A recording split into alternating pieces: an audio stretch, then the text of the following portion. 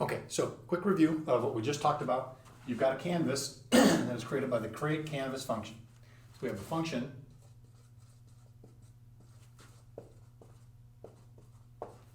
name followed by a parenthesis, and then we have two arguments. And remember, the first argument was how wide the canvas is, and comma, and the second argument is how tall the canvas is.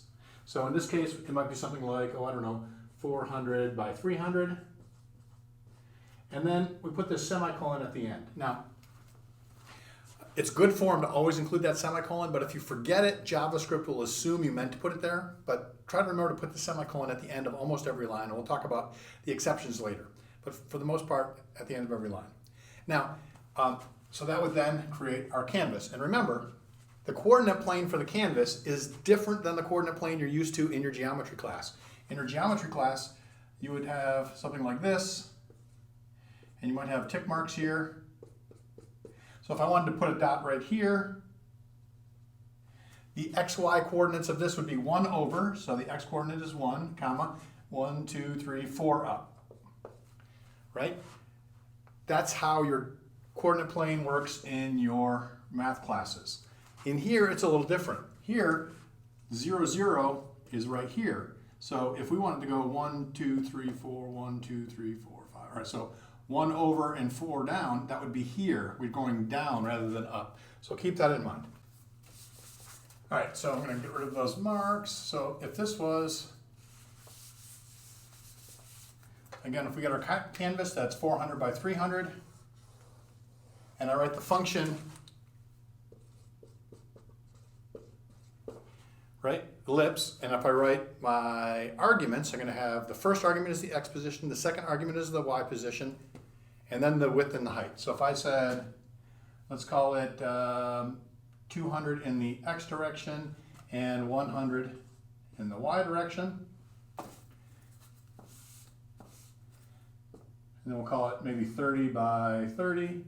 So I'll get a nice circle.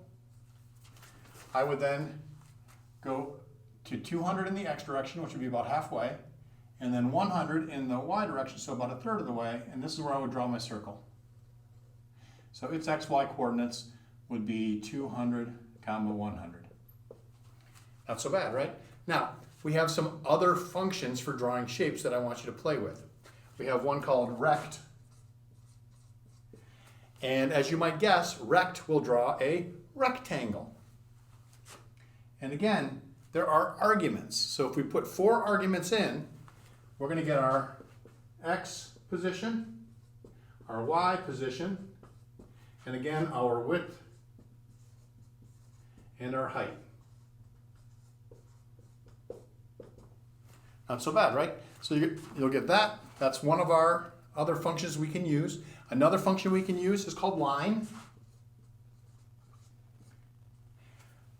Now, before I talk about line for a second, let's talk about ellipse and rect. They both have the same sort of formula, right?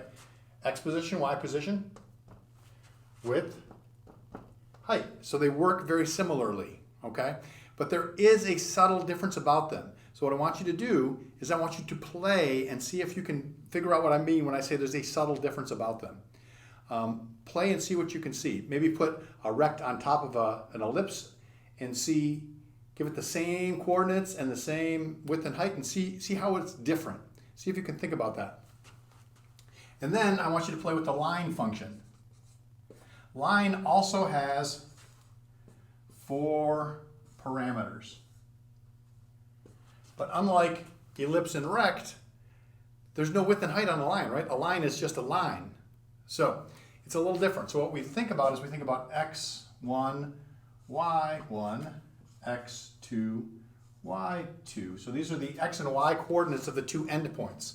So if I was going to draw a line, this might be my x1, y1, and this might be my x2, comma y2. Okay, so that's how you're going to play with the line function. So far, so good. Now, what I want you to do after watching this video is I want you to play with these shape functions. Okay? I want you to play with these functions and I want you to draw something. And I want like a simple robot of some sort. Don't care what it looks like, I want you to draw a simple robot. And you can do that by drawing the shapes and seeing what happens, okay?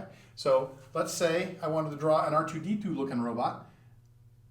I might, how do I get a shape that looks like this?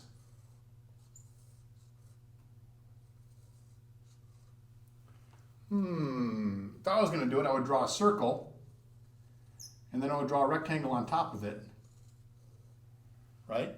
And then I could draw those things on the side. Or maybe you want to do some sort of, a different robot.